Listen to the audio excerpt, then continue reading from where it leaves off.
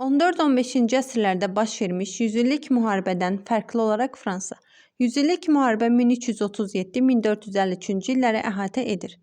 Onu digər qrafada verilən müharibələrdən fərqləndirməliyik. 1. 30 illik müharibədə 30 illik müharibə 1618-1648-ci illəri əhatə edir.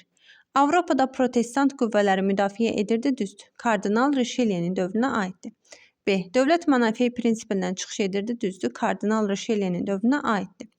C. İngiltərənin Avropada hegemonluğuna qarşı mübarizə aparırdı, yanlışdır. Ümumiyyətlə, İngiltərə 30 illik müharibədə iştirak etməmişdi.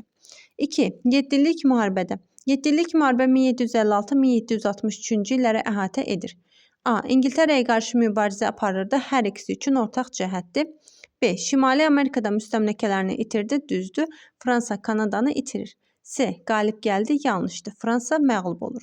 Cavabımız 1-ə A, B, 2-yə B.